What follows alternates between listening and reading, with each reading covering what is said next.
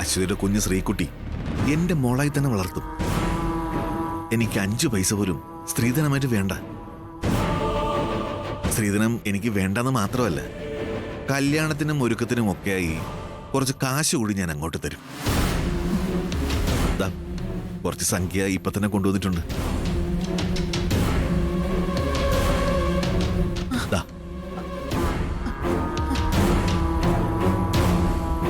അയ്യോ മോനെ,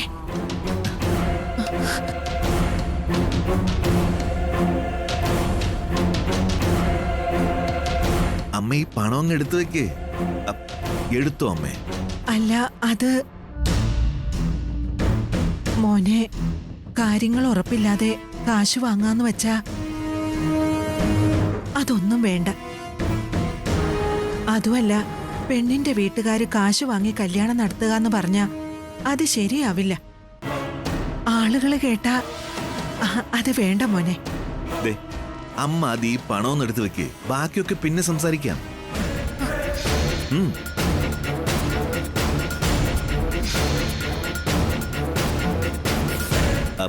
അപ്പോ അമ്മ പണം സ്വീകരിച്ചു എന്ന് വെച്ചാ നമ്മൾ കരാറങ്ങ് ഉറപ്പിക്കുക. അപ്പോഴേ ഞാൻ ഇന്ന് തന്നെ എന്റെ വീട്ടിലങ്ങ് അറിയിക്കും. വീട്ടിൽ നിന്ന് കുറച്ചുപേര് ഇങ്ങോട്ട് വരും.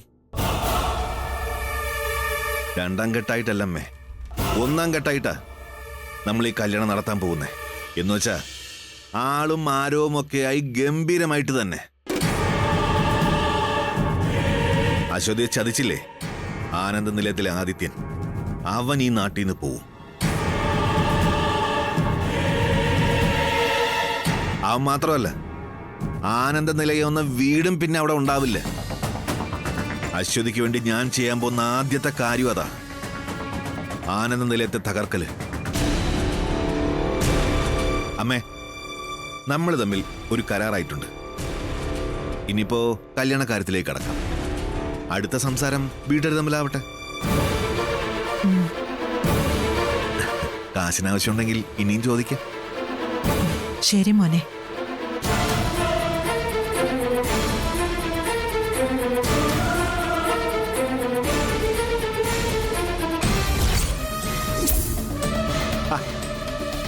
കൃത്യസമയത്ത് തന്നെ അശ്വതി വന്നല്ലോ. അശ്വതി, കാര്യങ്ങളൊക്കെ ഞങ്ങൾ ഉറപ്പിച്ചു. എന്ത് കാര്യങ്ങള്? നമ്മൾ തമ്മിൽ നേരത്തെ സംസാരിച്ച കാര്യം തന്നെ. അല്ല മോനെ, അശ്വതിയോട് ഞാൻ സംസാരിച്ചോളാം, മോൻ പൊയ്ക്കോ. അല്ല, ഇദ്ദേഹത്തിന് പറയാനുള്ളത് ഇദ്ദേഹം തന്നെ സംസാരിച്ചോട്ടെ. ഞാൻ പറഞ്ഞില്ലേ നമ്മുടെ കല്യാണക്കാര്യം. ഓ, ആ കാര്യായിരുന്നോ? ആ കാര്യത്തെക്കുറിച്ച് എത്രയോ പ്രാവശ്യം ഞാൻ പറഞ്ഞതാ. എന്താ, കല്യാണം കഴിച്ചോളാന്ന് ആദിത്യം വാക്ക് തന്നിട്ടുണ്ടോ? തന്നിട്ടുണ്ട്.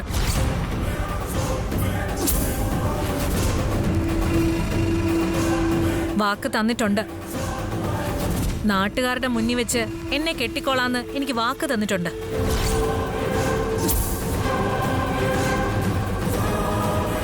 അപ്പൊ ഇനി അതിന്റെ പേരിൽ നിങ്ങൾ സമയം കളയണ്ട, ഇറങ്ങിക്കോ.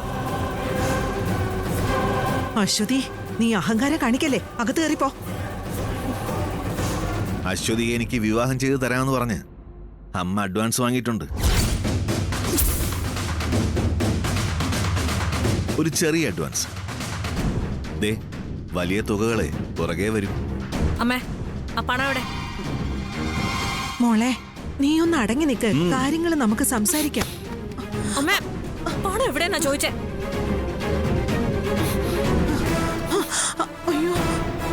പൈസ വലിച്ചെറിയാൻ പാടില്ലെന്നാ.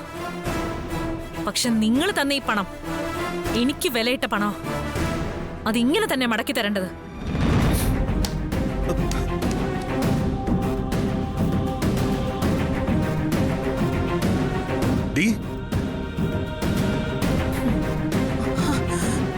അശ്വതി, ഞാൻ പറയുന്നത് അനുസരിച്ചില്ലെങ്കിൽ കൊന്നുകളയും. ചാകാൻ ഭയക്കുന്നവര് ഇത് കേട്ടാ ഭയക്കും. മരിക്കാനുള്ള പേടിയൊക്കെ എന്നേ മാറിക്കഴിഞ്ഞു. പിന്നെ എന്നെ കൊല്ലാൻ വന്ന കൈയും കെട്ടി നോക്കി നിൽക്കുന്ന കരുതണ്ട.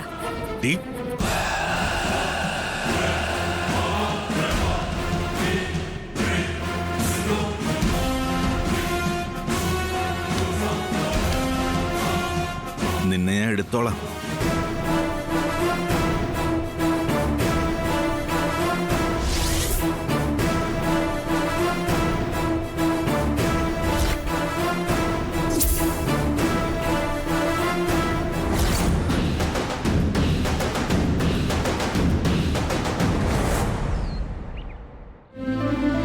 അഖിൽ സാർ വന്നെങ്കിൽ അഖിൽ സാർ അടുത്തില്ലാതെ ഭ്രാന്ത് പിടിക്കുന്നു.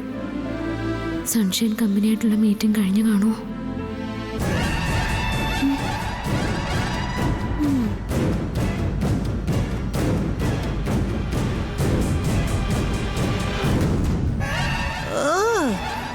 ആകാശത്തായിരുന്നു കുറെ കാലം. ഇപ്പൊ എന്തായാലും ഭൂമിയിൽ വന്നു. ഹലോ, എന്താ ഈ നോക്കുന്നേ? എന്താ?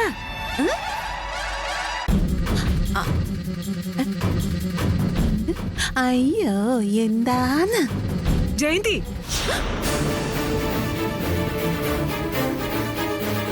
ഓ,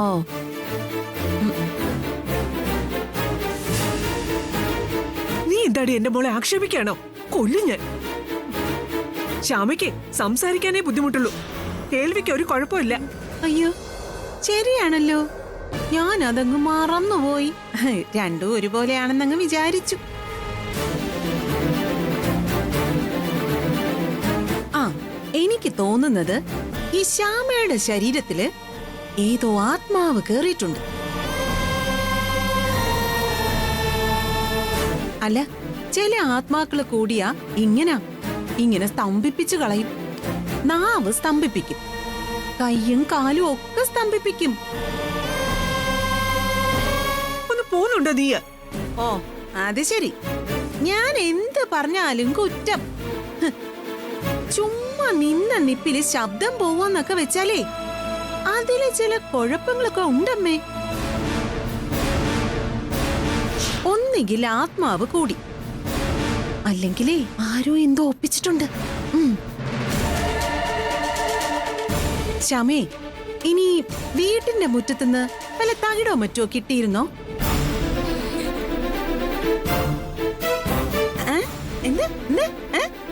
ഇത് എന്തൊരു കഷ്ടം. ജയന്തി, നീ അകത്തു പോകാനാ ഞാൻ പറഞ്ഞേ.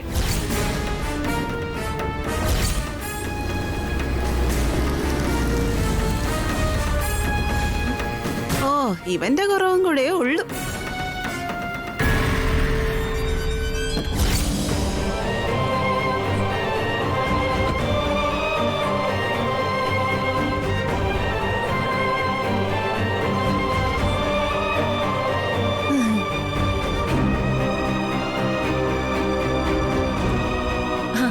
അതെ അഖിലേ, നിന്നെയും കാത്ത് നിൽക്കായിരുന്നു നിന്റെ ശ്യാമ.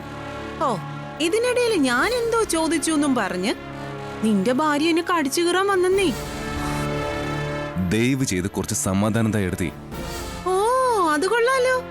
അപ്പൊ ബാക്കിയുള്ളവരെല്ലാം ഒറ്റക്കെട്ട്, നമ്മള് പുറത്ത്.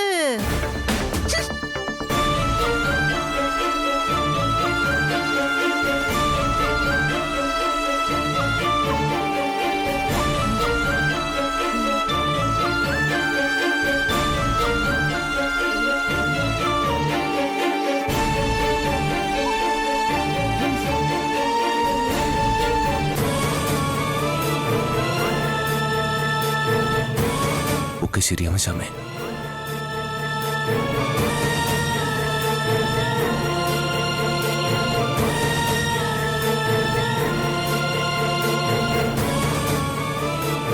ഒരു ചെറിയ റിസ്ക് ഉണ്ട്. പുതിയ ആൽബം ഒരാഴ്ചക്കുള്ളിൽ കൊടുക്കണം, ഇല്ലെങ്കിൽ വലിയ തുക കോമ്പൻസേഷൻ കൊടുക്കണം.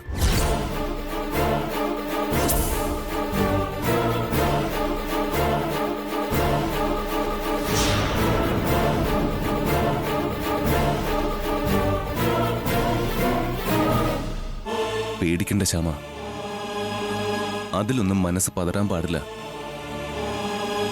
ഇപ്പൊ വേണ്ടത് നിനക്ക് ശബ്ദം തിരിച്ചു കിട്ടാന്നുള്ളതാ. ഞാനും എംഡിയും കൂടി തർക്കമുണ്ടായതും ഈ വിഷയത്തിലാ. ബന്ധമല്ല, ബിസിനസ്സാണ് പ്രധാനമെന്ന് MD പറഞ്ഞു. അല്ല, ബന്ധമാണ് വലുത്, എന്റെ ഭാര്യയാണ് വലുതെന്നും ഞാൻ പറഞ്ഞു. കോൺട്രാക്റ്റ് ഒക്കെ അതിന്റെ വഴിക്ക് പോട്ടെ. ഈ പേടിക്കാതെ ശ്യാമേ.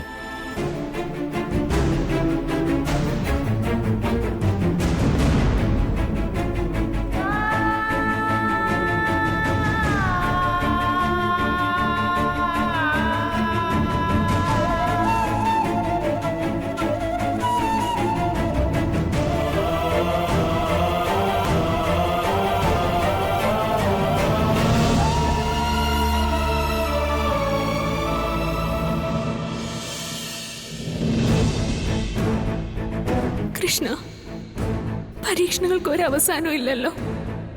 പാവ അഖിൽ സാർ ആകെ തകർന്നിരിക്കുക.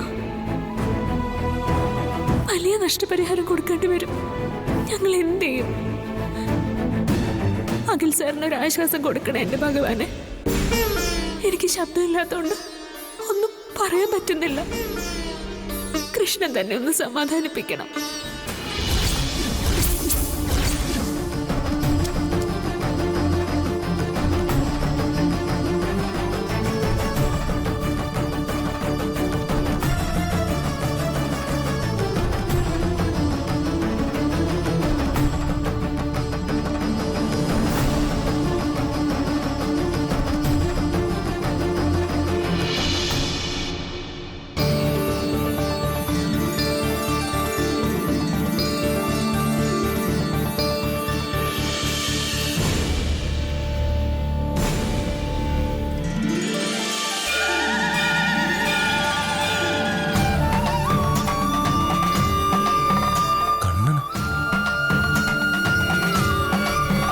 എടാ കണ്ണ, നീ എങ്ങനെ ഇവിടെ വന്നു? അതിശയായിരിക്കുന്നല്ലോ. അടുത്തൊരു അമ്പലത്തിൽ വരണമായിരുന്നു. ആ ഗേറ്റിന്റെ ഭാഗത്ത് വന്നപ്പോ ഇവിടെ സാറാണെന്ന് തോന്നി. അങ്ങനെ അകത്ത് വന്നത്.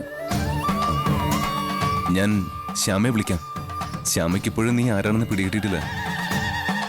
സാർ, ശ്യാമച്ചയ്ക്ക് പതുക്കെ മനസ്സിലായാൽ മതി. സാറ് വിളിച്ച് ശല്യപ്പെടുത്തണ്ട. സാറിന്റെ മുഖത്താകെ ഒരു വിഷമം. എന്താ സാറേ കാര്യം? നിന്റെ ശ്യാമേച്ചിയുടെ ശബ്ദം പോയടാ. ശബ്ദം പോയോ? കഷ്ടമാണല്ലോ. പാവം, നിന്റെ ശ്യാമേച്ചി ആകെ വിഷമത്തിലാ. ശ്യാമച്ചയോട് ഒട്ടും വിഷമിക്കണ്ടെന്ന് പറ സാറേ. നിനക്കത് പറയാം. ശ്യാമ ഒരു പാട്ടുകാരിയാ. പാട്ടുകാരിക്ക് ശബ്ദം പോയ പിന്നെ എന്ത് ചെയ്യൂടാ? എന്റെ സാറേ, പാട്ടുകാർക്ക് ഒരുപാട് പ്രാവശ്യം ശബ്ദം പോയിട്ടുണ്ട്. സാറ് കേട്ടിട്ടില്ലേ? ചെമ്പൈ വൈദ്യനാഥ ഭാഗവതർ, ആ സ്വാമിക്ക് ശബ്ദം പോയി. എന്നിട്ട് പിന്നീട് ശബ്ദം കിട്ടി. ശ്രീകൃഷ്ണന്റെ അനുഗ്രഹം കൊണ്ടാണ് ശബ്ദം തിരിച്ചു കിട്ടിയതെന്നാ വിശ്വാസം. ആ പാട്ട് സാറ് കേട്ടിട്ടില്ലേ? ചെമ്പയ്ക്ക് നാദം നിലച്ചപ്പോൾ തന്റെ ശംഖം കൊടുത്തവനെ. വലിയ ശ്രീകൃഷ്ണ ഭക്തനായിരുന്നു ആ സ്വാമി. സാറ് സമാധാനിക്ക്, എല്ലാം ശരിയാവും. എന്നാ ഞാൻ പോട്ടെ. നിക്ക്, ഞാൻ ശ്യാമയെ വിളിക്കാം. അല്ല സാറേ, എനിക്ക് പോണം, സമയമായി. ശ്യാമേ, ശ്യാമേ, കണ്ണൻ വന്നിക്ക. ഞാൻ പറയാറുള്ള കണ്ണൻ.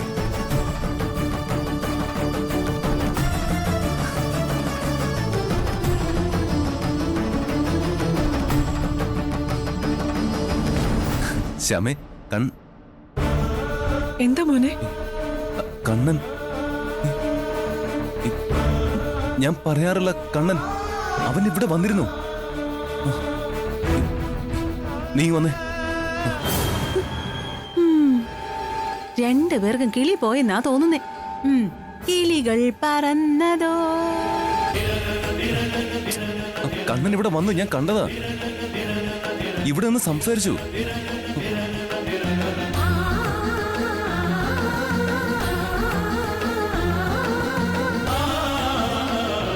എടോ, ഞാൻ അവിടെ ഇരിക്കുമ്പോ അവൻ കേറി വന്നതാ. എന്നെ ആശ്വസിപ്പിച്ചിട്ട് പോയി.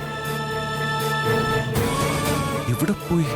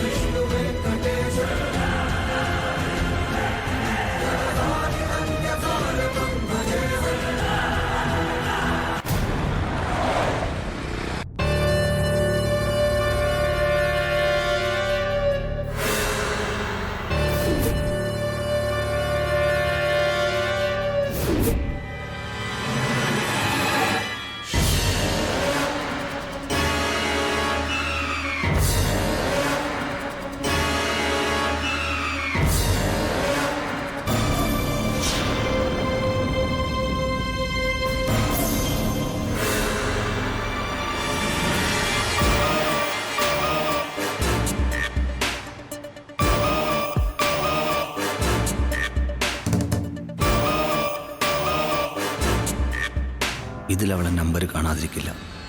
ഈ നമ്പർ വെച്ച് ഞാൻ അവളെ കണ്ടുപിടിക്കും.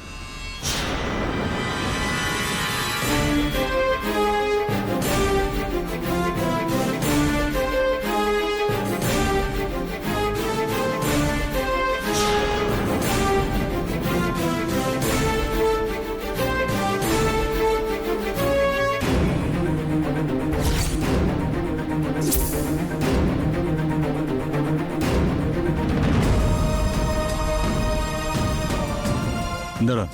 അതേട്ടാ, എൻ്റെ പേന അത് ഇവിടെ എവിടെ ഉണ്ട്, കാണുന്നില്ല. പേനയോ? ഏത് പേന? അല്ല, ഞാൻ എപ്പോഴും ഉപയോഗിക്കുന്ന പേന, അത് കാണുന്നില്ല. അത് വെച്ച് എഴുതിയാലേ എനിക്ക് ശരിയാവും. അത് ഞാനിവിടെ എവിടെ കൊണ്ട് മറന്നു വെച്ചു. അത് നോക്കാൻ വന്നാ.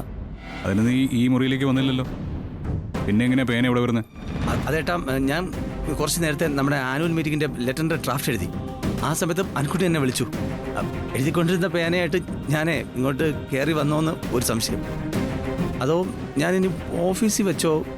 ഇല്ല, ഇന്ന് ഓഫീസ് അവധിയായിട്ട് ഇനി വിളിച്ചു ചോദിക്കാനും പറ്റില്ല. നീ എന്താ പിച്ചും പെയ്യും പറയാണോ? അല്ല, ചിലപ്പോൾ ഓഫീസിൽ കാണുമായിരിക്കും. അങ്ങനെയെങ്കിൽ നാളെ ഓഫീസിൽ പോയി നോക്കാം.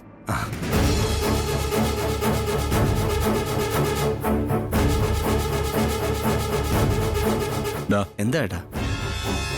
നീ എൻ്റെ മുറിയിൽ എന്തിനാ കയറിയത്? ഓ, അപ്പോൾ എനിക്കിപ്പോൾ ഏട്ടൻ്റെ മുറി കയറാൻ പാടില്ല അല്ലേ? മുറി കയറാം, പക്ഷെ ഇതുപോലെ ഒളിച്ചു കയറാൻ പാടില്ല. ഒളിച്ചു കയറിയെന്നോ? ഏട്ടൻ്റെ എന്തൊക്കെയാ പറയുന്നു? ഒളിച്ചു കയറി പോലും.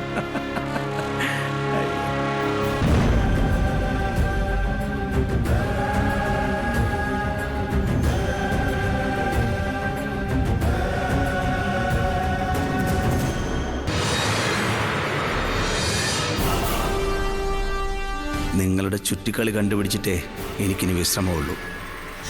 ഈ കുടുംബത്തിൽ പുറത്തുനിന്നൊരു പെണ്ണ് കയറാൻ പോകുന്നില്ല. ഞാൻ ജീവിച്ചിരിക്കുന്നിടത്തോളം അത് നടക്കാൻ പോകുന്നില്ല.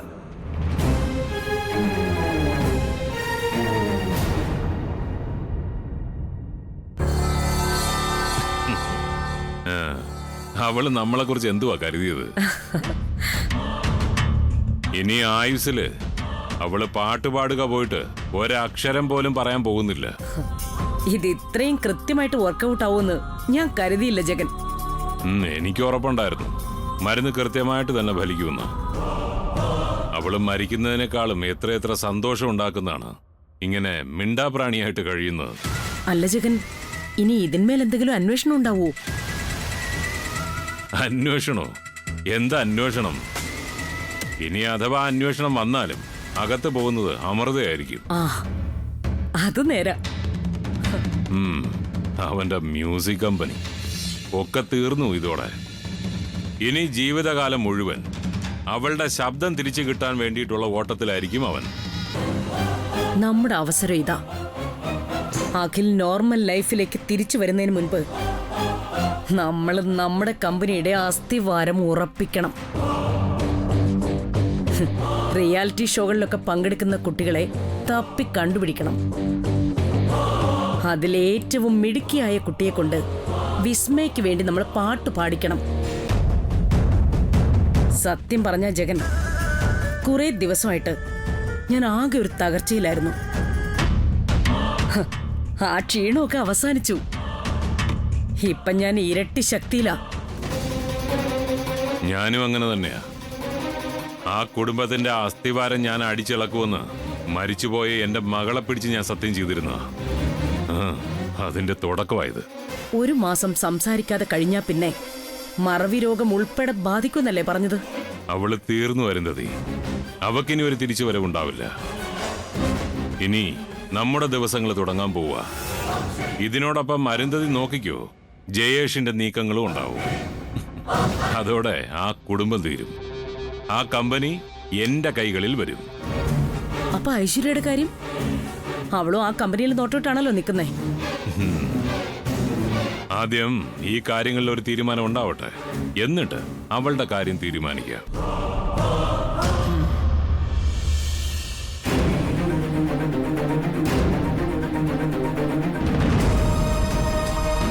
കൂടുതൽ ആലോചിക്കാനൊന്നുമില്ല. എത്രയും വേഗത്തിൽ അശ്വതിയെ ഈ നാട്ടിൽ നിന്ന് മാറ്റാനുള്ള കാര്യങ്ങൾ നമ്മൾ ആലോചിക്കണം.